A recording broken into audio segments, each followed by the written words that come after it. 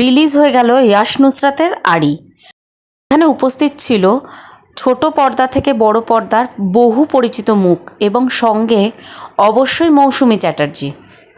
আড়ির প্রিমিয়ারে ইয়াশ নুসরাতের প্রযোজক যুগলকে দেখা গেল খুব ব্যস্ততায়।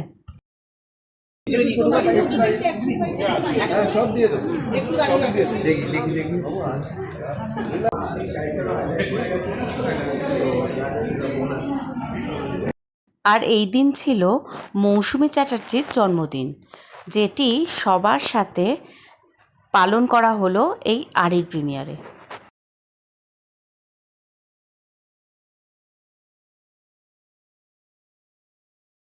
বললে আমার যখন নুসরাত গতকাল আমাকে বললো প্রিমিয়ারে আসতে, এবং তাছাড়াও মৌসুমী মাসি আমাকে বলেছিলেন, তাই জন্য আমাকে আসতেই হতো, কারণ মৌসুমী মাসি আমাদের এত প্রিয় একজন মানুষ, আমাদের পরিবারের এত প্রিয় একজন মানুষ।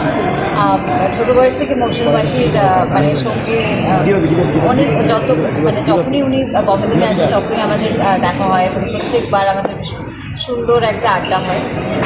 তো এবারে ডেফিনেটলি মৌসুমী মাসি এত বছর পরে আবার বাংলা ছবিতে এসেছেন, তাই জন্য আমাকে আসতেই হতো আজকে প্রিমিয়ারে। এবং নুসরাত যখন ফোন করেছিল আমি বললাম যে ইয়াশকে খুব ভালো লাগছে, একটা ট্রেলারে দেখলাম এত ইমোশনাল লাগছে, এত ভালো একটা সম্পর্ক, মা ছেলের একটা সম্পর্ক। আশা করছি ডেফিনেটলি সবাইকার খুব ভালো লাগবে ছবিটা, এবং সবাইকার খুব সিনেমাটা যেন একদম দারুণ হই করে চলে, সেটাই আমি প্রার্থনা করি। এই আড়ি ভাবটাই সব থেকে একটা মিষ্টির ব্যাপার, হচ্ছে একটা আই উইশ যে এই জেনারেশনের মধ্যে সেই জিনিসটা যেন থাকে, এই ভাব না আড়ি এই ভাব এরকম করতাম আমরা ছোটো বয়সে। তো সেটা না রে এই অনেকক্ষণ আড়ি হয়ে গেছে, এবার একটু ভাবটা হোক। এই জিনিসটা আমার মনে হয় এখনকার জেনারেশনে কতটা আছে আমি ঠিক জানি না, কিন্তু মা হিসেবে এখন আমার মনে হয় সেই জিনিসগুলো আমি আমার ছেলে কিংবা মেয়ে, এখন মেয়ের তো খুবই ছোটো কিন্তু কবিরের মধ্যে ভাব আড়ির মধ্যে ব্যাপারটা আমি শুরু করে দিয়েছি, যেটা ভাবনা আমরা ভাব হয়ে গেছি, না আমার মা আড়ি হয়ে আছে, অনেক বকেছো তুমি আড়ি আছে, তো এইসব হতে থাকে। কারণ এখন আমার বান্ধবীদের সঙ্গে আড়ি ভাবের ব্যাপারটা কোনো একটা আর হয় না, পুরোটাই ভাবের মধ্যে থাকে। তো হ্যাঁ, ডেফিনেটলি খুবই ভালো লাগছে এইসব কথাগুলো আস্তে আস্তে এত হারিয়ে গেছে যে যখন শুনি তখন খুব ভালো লাগে। Thank you.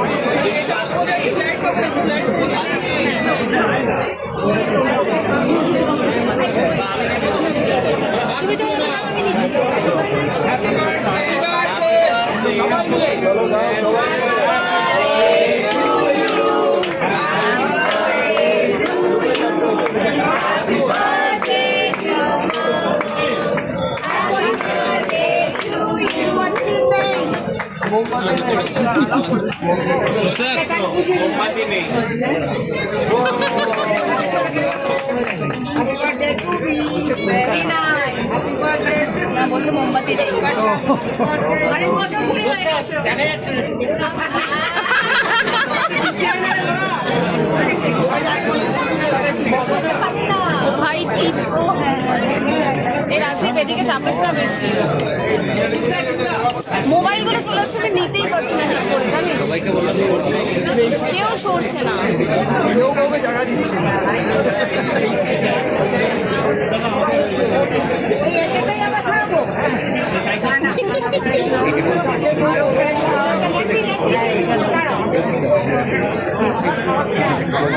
দাদা আপনার মোবাইল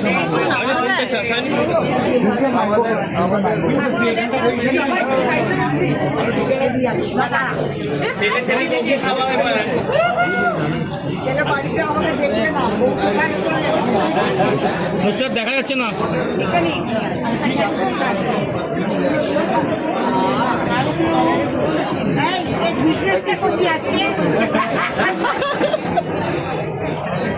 আর তোমরা একটু খাইয়ে দাও দিদিকে। এই তুমি একটু খাইয়ে দাও দিদি, তুমি একটু খাও, নাহলে হবে কি করে। হ্যাঁ ডিরেক্টরকে দাও।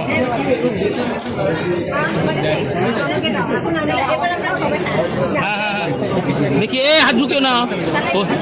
কোয়েল কোয়েল কোয়েল নুসরাত আইডু ঢুকতে হবে। নুসরাত আইডু ওইদিকে ঢুকো, তোমাকে পাওয়া যাচ্ছে না তো।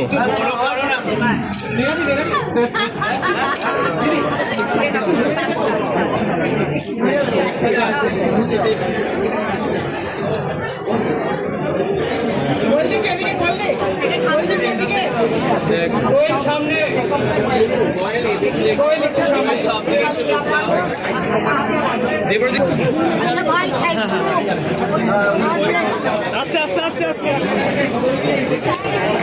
মাছের গল্প অ্যাকচুয়ালি সিনেমা এইভাবে অনেকদিন পাওয়া যায়নি, তো ইয়াসদা নুসরাতের একটা দারুণ ইনিশিয়েটিভ, দারুণ ছবি। আমার মনে হয় সবার ভালো লাগবে। ছবিতে আমার যে গানটা রয়েছে সেটা মানুষ ইতিমধ্যে পছন্দ করেছে। দেখা যাক, ছবিটা তো এখন অনেকদিন চলবে হলে, দেখা যাক মানুষ কেমন পছন্দ।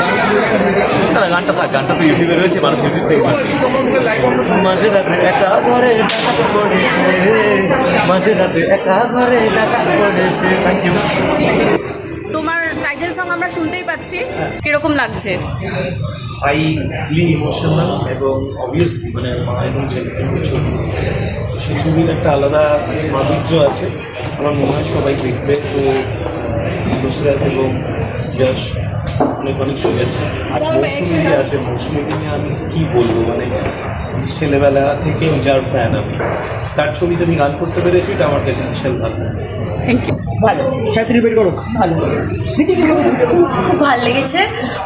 মৌসুমী চ্যাটার্জি আলাদা করে কি বলবো, কিন্তু সবার অভিনয় খুব ভালো লেগেছে।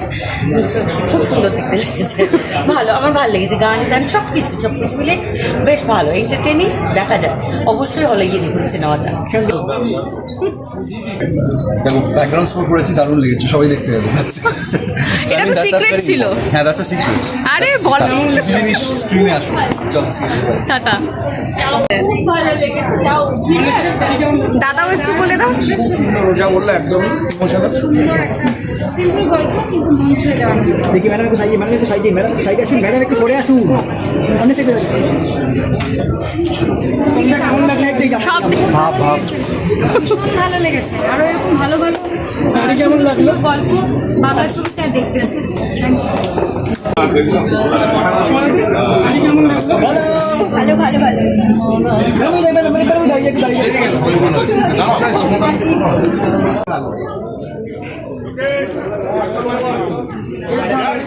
এই ঢাকা বড় করো না।